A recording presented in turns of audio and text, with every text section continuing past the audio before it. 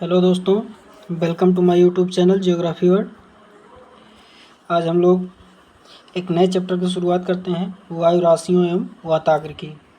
आइए देखते हैं वायु राशियों के बारे में। वायु राशियों एवं वाताग्रों की संकल्पना को मौसम विज्ञान में लाने का तथा उनके आधार पर मौसम का पूर्वानुमान करने का जो श्रेय है वो टार बर्गरान, जे बर्कनीज तथा सोलबर्ग को है।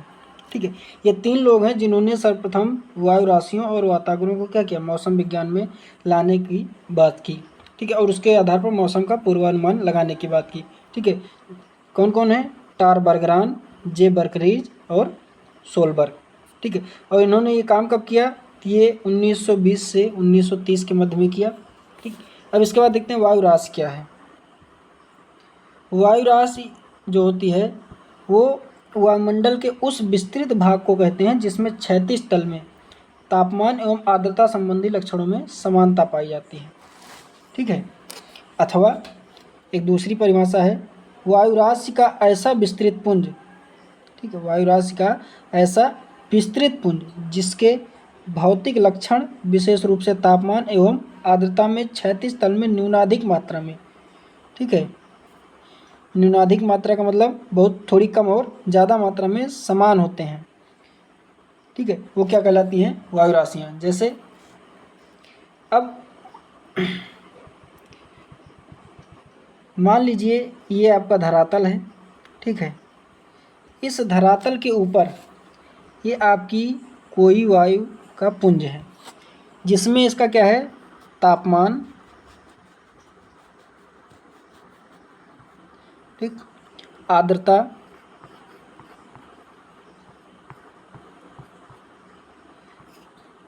तापमान, आर्द्रता, ये सब क्या है, एक समान है। मतलब वैसे तो वायु अगर इतनी छोटी दूरी में या इतनी में कहीं पर गर्म होगी, कहीं पर ठंडी होगी, कहीं पर उसमें आर्द्रता अधिक होगी, कहीं पर कम होगी।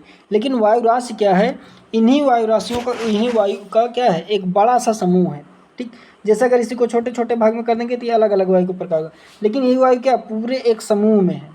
और ये पूरा जो वायु का समूह है, इस समूह में इसके तापमान और आर्द्रता में क्या है, समानता है। इसका तापमान जो यहाँ पर होगा वही यहाँ पर भी होगा, वही यहाँ पर भी होगा, वही यहाँ पर भी होगा। तापमान क्या होगा, सभी जगहों पर एक समान होगा, आर्द्रता भी सभी जगहों पर समान होगी, लेकिन वो क्या, क्षैतिज स्तर पर। ठीक है, ध्यान दीजिएगा, क्षैतिज स्तर पर, ऊर्ध्वाधर स्तर की बात नहीं करिए, केवल क्षैतिज स्तर पर क्या होगा, तापमान में समानता होगी और आर्द्रता में समानता होगी। जैसे जैसे ऊपर की ओर जाएंगे इसमें परिवर्तन होता जाएगा, ऐसा नहीं है कि इसमें परिवर्तन नहीं होगा। ठीक है, तो जो आपकी वायु राशि है वो एक विस्तृत वायुपुंज है जिसमें क्या है,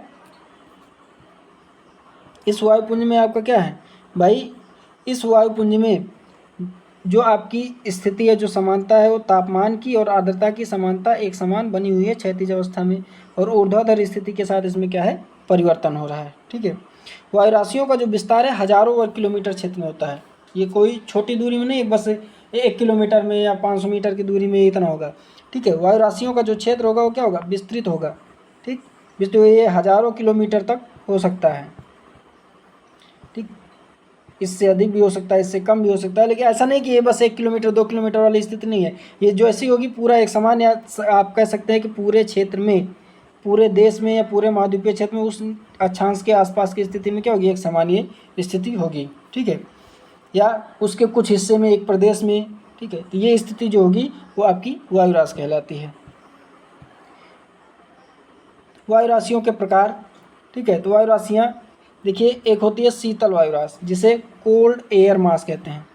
किसी वायु राशि को शीतल वायु राशि तब कहा जाता है जबकि उस धरातल का तापमान जिसके ऊपर वायु राशि गतिमान हो रही है अपेक्षाकृत अधिक हो।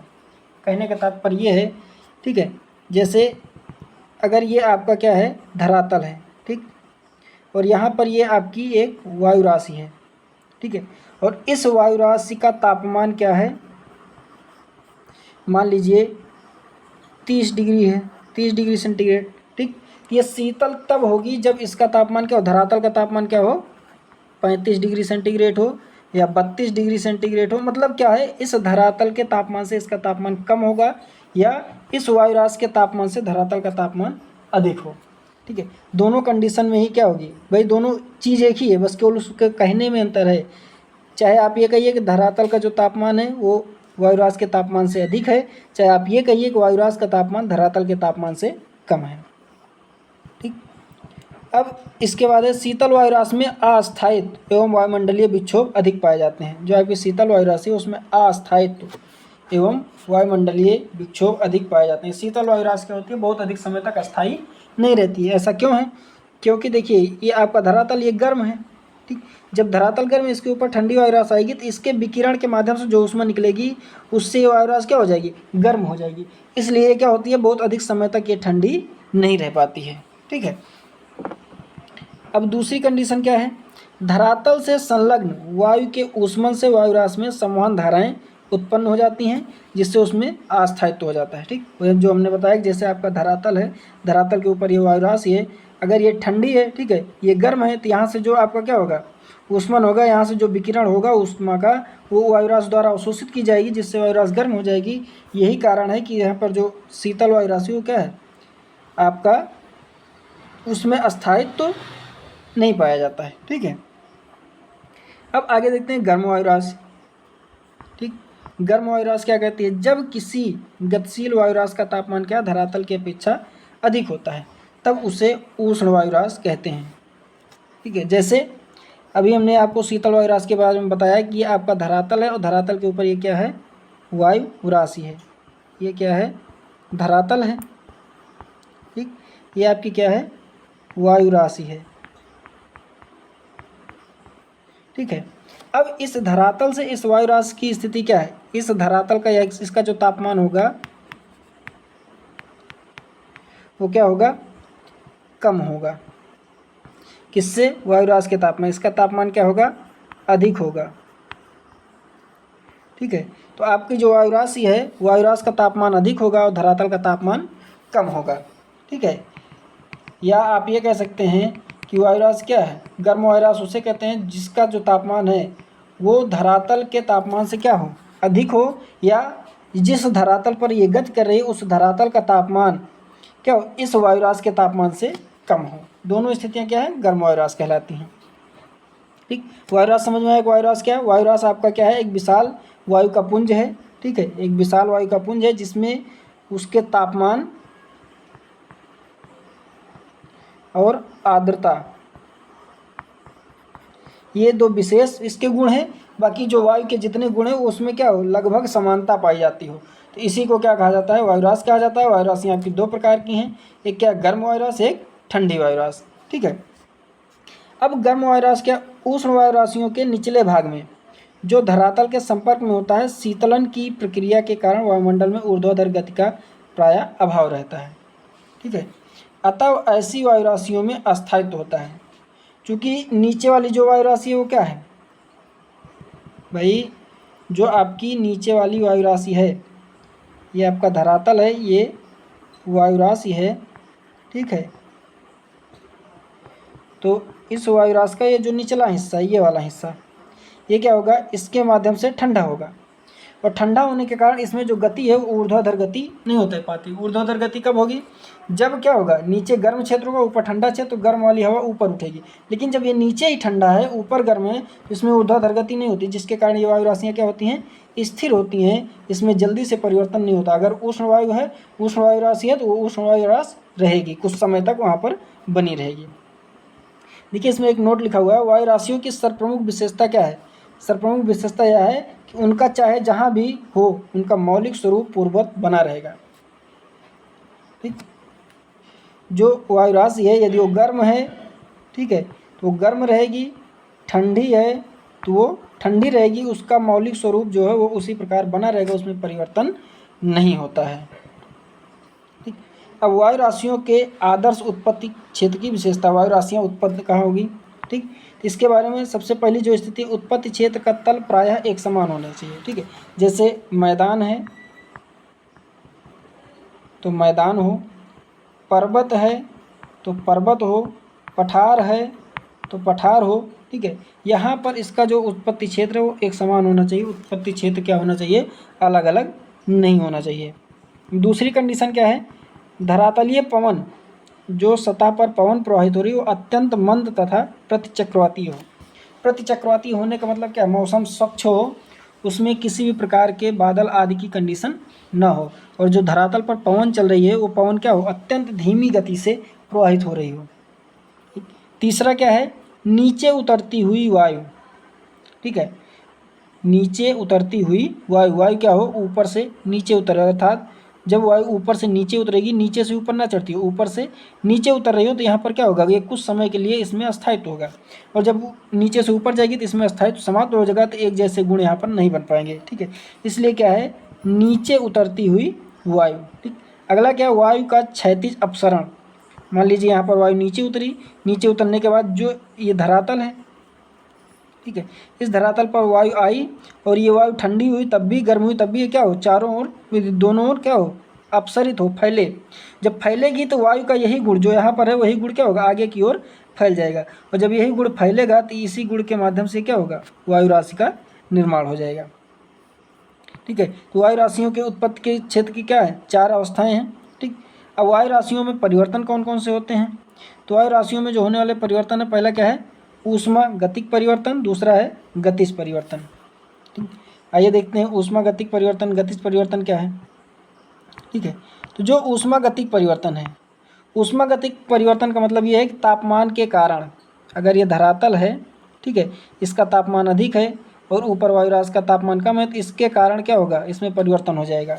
दूसरा क्या है, गतिज परिवर्तन, यदि यही वायुराशि क्या करेगी, इसका नीचे क्या हो रहा है, नीचे उतर रही है, इसके बाद अपसरण हो रहा है, तो अपसरण के कारण ये क्या है, जिन, अगर मान लीजिए गर्म क्षेत्रों से गुजरी तब ये गर्म हो जाएगी, ठंडे क्षेत्रों से गुजरी तो ये ठंडी हो जाएगी। ठीक है, तो ये गतिज परिवर्तन हो गया, ये इसके डायनेमिक स्थिति के गति के कारण हो गया।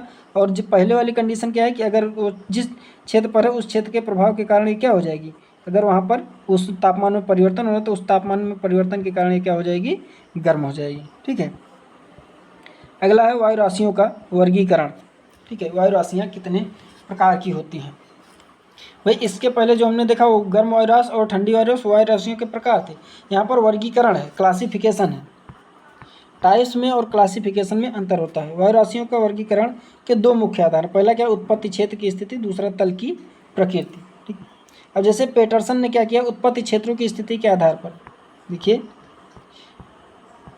पेटरसन ने उत्पत्ति क्षेत्रों की स्थिति के आधार पर वायु राशियों को 5 बड़े भागों में बांटा है।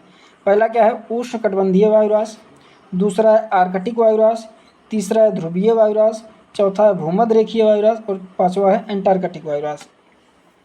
ठीक है, अब भूमध्य रेखीय, जैसे आपका ये पूरा ग्लोब हो गया, ठीक, इस ग्लोब पर ये आपका क्या हो गया, भूमध्य रेखा हो गई।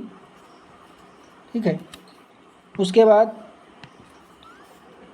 ये आपकी कर्क रेखा हो गई और ये आपकी मकर रेखा हो गई। ठीक है, अब इसमें भूमध्य रेखा वाला जो क्षेत्र है, इसमें भूमध्य रेखीय वायु राशि पाई जा रही है। इस ये वाला जो हिस्सा है, ये वाला जो हिस्सा है, ये दोनों गर्म क्षेत्र हैं, तो इसमें उष्णकटिबंधीय वायु राशि पाई जा रही है। इसके बाद इन ध्रुवों पर जो आपके ध्रुव हैं, ठीक है, इन ध्रुवों की स्थिति क्या है, इन दोनों ध्रुवों पर यहाँ पर जो आपकी पाई जा रही है, ये आपकी ध्रुवीय वायु राशि पाई जा रही है, ये वाली। ठीक है, और उसके बाद आपकी आर्कटिक और अंटार्कटिक। ठीक है, तो आर्कटिक और अंटार्कटिक कौन सी होंगी, जो आपकी आर्कटिक वायु राशि होगी वो इन क्षेत्रों में पाई जाएगी, जो आपका आर्कटिक महाद्वीप महासागर है। ठीक है, और इसके नज़दीक, और जो आपका एंटार्कटिक महाद्वीप है, यहाँ पर एंटार्कटिका महाद्वीप के पास की जो स्थिति होगी, यहाँ पर जो वायु राशियाँ होंगी वो आपकी एंटार्कटिक वायु राशियाँ होंगी। ठीक, तो इस प्रकार इन्होंने क्या किया है, इसको अलग अलग प्रकारों से 5 प्रकारों में विभाजित किया है। अगला, बायर्स ने वायु राशियों को 3 बड़े भागों में बांटा है। अब 3 बड़े भाग कौन कौन से हैं, आर्कटिक वायु राशि, ध्रुवीय वायु राशि और उष्णकटिबंधीय वायु राशि। ठीक, अब जैसे आपका ये पृथ्वी है, पृथ्वी की स्थिति क्या है, भूमध्य रेखा है, ये आपका ध्रुव है और ये आर्कटिक क्षेत्र है। ठीक, तो एक स्थिति ये है कर्क रेखा और मकर रेखा के बीच वाली जो स्थिति है क्या है, आपकी उष्णकटिबंधीय वायु राशि। ठीक, उसके बाद दोनों ध्रुवों की जो स्थिति है ध्रुवीय वायु राशि, और जो आपकी आर्कटिक क्षेत्र है जो मध्य अक्षांशीय क्षेत्र है, ठीक है, या उच्च अक्षांशीय क्षेत्र है। ठीक है। मध्य अक्षांशीय से उच्च अक्षांशीय क्षेत्रों की स्थिति जो है वो क्या है, आपकी आर्कटिक वायु राशि है। ठीक, अब आगे है, ट्रेवार्था ने उत्पत्ति क्षेत्रों के आधार पर वायु राशियों को दो भागों में विभाजित किया है। वो दो प्रकार कौन कौन से हैं? तो पहला क्या है आपका ध्रुवीय वायु राशि, दूसरा है उष्णकटिबंधीय वायु राशि। ठीक है, अब जैसे इसमें दो कंडीशंस हैं, भूमध्य रेखा हो गई, ये आपका उपोष्ण वायुदाब, ठीक है। अब इसके बीच की जो ये वायु राशि है, ये वाली आपकी कौन सी है, उष्णकटिबंधीय वायु राशि, ठीक है। इसके बाद ये वाली जो वायु राशि है, ये वाली स्थिति, ये आपकी क्या है, ध्रुवीय वायु राशि, ठीक है। अब जो उष्णकटिबंधीय वायु राशि है ये क्या है, आपकी गर्म है, और जो आपकी ध्रुवीय वायु राशि है क्या है, ठंडी है, ठीक है। तो इसमें ये दोनों चीज़ें हैं, इसमें आपकी ठंडी भी है और गर्म भी है, ठीक। तो ये ध्रुवीय वायु राशि और उष्णकटिबंधीय वायु राशि, ठीक है। इस प्रकार ट्रेवार्थन ने इसे दो भागों में विभाजित किया है। अब तल की प्रकृति के आधार पर प्रत्येक वायु राशि को दो उपवर्गों में विभाजित किया जाता है। तल की प्रकृति का मतलब वो कहाँ पर उत्पन्न हो रही हैं, ठीक है। तो तल की प्रकृति के आधार पर एक है महाद्वीपीय वायु राशि, एक है महासागरीय वायु राशि। अगर वो स्थल भाग पर निर्मित हो रही है तो आपकी महाद्वीपीय है, और जल भाग पर निर्मित हो रही है तो क्या है, आपकी महासागरीय है, ठीक। अब इसके बाद इस प्रकार क्या है, उत्पत्ति क्षेत्र एवं धरातल की प्रकृति के आधार पर वायु राशियों को चार वर्गों में विभाजित कर दिया। अगर दोनों को एक साथ जोड़ दें, जो ट्रेवार्था का वर्गीकरण है, एक महाद्वीपीय वायु राशि, एक जो आपकी क्या है ध्रुवीय वायु राशि, एक उष्णकटिबंधीय वायु राशि, और दूसरा उत्पत्ति के आधार पर क्या है, महासागरीय और महाद्वीपीय वायु राशि। उसके आधार पर अगर इसको विभाजित करेंगे तो ये दो भागों में विभाजित हो, चार भागों में विभाजित होती है। पहली क्या है, ध्रुवीय महाद्वीपीय वायु राशि, ठीक। दूसरा ध्रुवीय महासागरीय वायु राशि। ध्रुवीय महाद्वीपीय क्या कहते हैं, कॉन्टिनेंटल पोलर, ठीक है। CP मतलब C को स्मॉल से दिखाएंगे और P को कैपिटल से दिखाएंगे। ये कॉन्टिनेंटल और पोलर हो गई, मतलब महाद्वीपीय और ध्रुवीय। MP का मतलब मैरीटाइम और पोलर, ठीक है, महासागरीय और ध्रुवीय वायु राशि। फिर आपका अगला है महाद्वीपीय उष्णकटिबंधीय, ठीक है। उष्णकटिबंध को क्या कहते हैं, ट्रॉपिकल, ठीक। तो यहाँ पर क्या है, कॉन्टिनेंटल और ट्रॉपिकल, और फिर है महासागरीय उष्णकटिबंध, मैरीटाइम और ट्रॉपिकल, ठीक। इस प्रकार इसको चार भागों में विभाजित किया गया है। अगर कोई वायु राशि गर्म प्रदेश में उत्पन्न हो रही है, गर्म वायु राशि है, ठीक है, और वो क्या है, महाद्वीपों पर उत्पन्न हो रही है, तो CP है। और वही वायु राशि क्या है, अगर कोई वायु राशि क्या है, आपकी महाद्वीपों पर उत्पन्न हो और ध्रुवीय क्षेत्रों पर उत्पन्न हो रही है, जो ठंडी वायु राशि होगी, ठीक है। अब ठंडी और गर्म का निर्धारण बाद में होगा, लेकिन ध्रुवीय वायु राशि का मतलब उच्च अक्षांशों में जब उसका निर्माण होगा, ठीक है, और महाद्वीप पर हो रहा है तो क्या होगी, CP। और उसी उच्च अक्षांशों में जब उसका कहाँ होगा, महासागर पर होगा तो क्या होगी, MP। और जब गर्म प्रदेशों में, ठीक है, या निम्न अक्षांशों में और मध्य अक्षांशों में और महाद्वीपों पर होगा तो CT, और निम्न अक्षांशों में और मध्य अक्षांशों में जब महासागर पर होगा तो कहाँ पर होगा, MT, ठीक है। तो ये आपके वायु राशियों के चार प्रकार हो गए। अब इसके बाद देखिए, पुनः ऊष्मागतिक परिवर्तन के आधार पर, ठीक है। ऊष्मागतिक परिवर्तन का मतलब ये है कि धरातल से संपर्क में आने के बाद ऊष्मागतिक परिवर्तन के आधार मानकर बर्गरान ने क्या किया, वायु राशियों का फिर से वर्गीकरण किया। और ऊष्मागतिक परिवर्तन का तात्पर्य है कि धरातल से जब संपर्क में आती है तो उसका विभाजन होता है।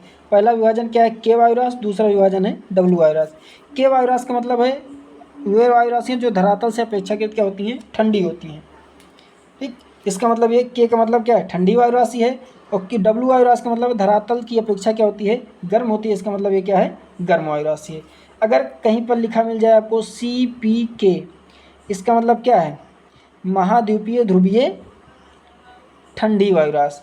और कहीं पर मिले CPW, ठीक है, तो ये क्या होगी, महाद्वीपीय ध्रुवीय गर्म वायु राशि, ठीक है।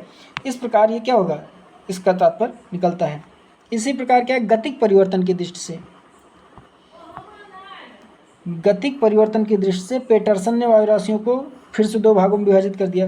पहला क्या है, S वायु राशि। S वायु राशि का मतलब है वायु राशि के ऊपरी भाग में क्या है, स्थिर है, अर्थात वायु राशि गति नहीं कर रही है, उसका जो ऊपरी स्थल है वो क्या है, स्थिर है, वो किसी भी प्रकार से कोई गति नहीं कर रही है। दूसरा क्या है, U वायु राशि। U वायु राशि का मतलब है वायु राशि के ऊपरी भाग में अस्थिरता है, ये स्थिरता है। सामान्यतः ये कहते हैं एस का मतलब है स्थिर वायु राशि और यू का मतलब है अस्थिर वायु राशि। अब यहीं पर अगर आपको मिले सी पी के यू, इसका मतलब है महाद्वीपीय ध्रुवीय ठंडी अस्थिर वायु राशि।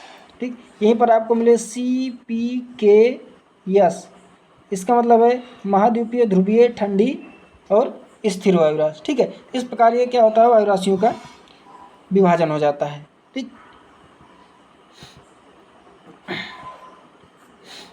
अब आगे देखते हैं वायु राशियों के जो उपयुक्त विवेचन से क्या है, जो वायु राशियां हैं उनके उपयुक्त विवेचन से स्पष्ट किया जाता है कि इनको कुल 16 प्रकारों में विभक्त किया जा सकता है। ठीक, अब आगे देखते हैं क्या है।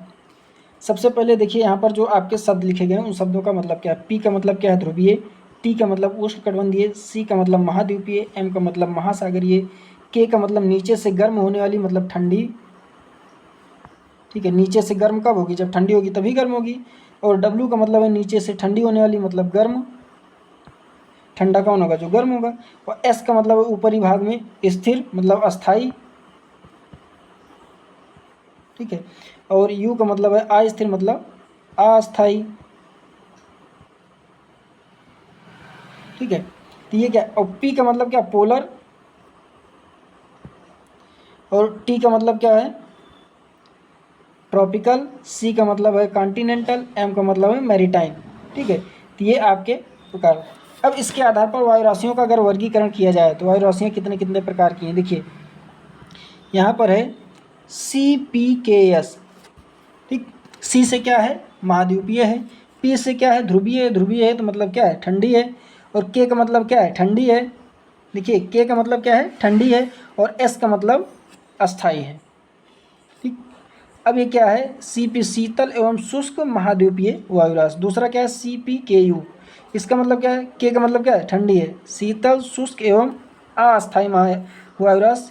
यू है मतलब अस्थायी है। ठीक, अब फिर क्या है, C P W S. W का मतलब क्या है, गर्म वायु राशि, गर्म एवं शुष्क महाद्वीपीय वायु राशि। फिर सी पी डब्ल्यू यू, गर्म शुष्क एवं अस्थायी महाद्वीपीय वायु राशि। ठीक है, सी का मतलब क्या है, महाद्वीप। यहाँ पर देखिए हर जगह महाद्वीप आया है। ठीक है, महाद्वीप महाद्वीप। देखिए यहाँ पर पी का वर्णन अभी हम नहीं कर रहे हैं। ठीक है, पी के बारे में हमने अभी आपको नहीं बताया, केवल हम के की बात कर रहे हैं, ठंडी है, गर्म है। एस की बात कर रहे हैं, अस्थायी है, अस्थायी है। और सी की बात कर रहे हैं, महाद्वीप है या महासागर। ठीक है, तो यहाँ पर सी के S, C K U, C W S, C W U, इसकी चर्चा कर रहे हैं। पी का चर्चा नहीं कर रहे हैं। पी की चर्चा हम करेंगे। यहाँ पर देखिए जितने पी हैं, पी का मतलब क्या है, सबके सब ध्रुवीय वायु राशियाँ हैं। ठीक है, अब वहीं क्या है, सी पी डब्ल्यू यू, सब क्या है, गर्म शुष्क एवं अस्थायी वायु राशि। फिर क्या, एम पी के एस, देखिए परिवर्तन हो गया। अब तक हम सी पढ़ रहे थे, अब क्या है, एम है। M P K S, M का मतलब क्या है, मैरीटाइन अर्थात महासागरीय। पी का मतलब क्या है, ध्रुवीय। ठीक, के का मतलब क्या है, शीत। और एस का मतलब क्या है, अस्थाई।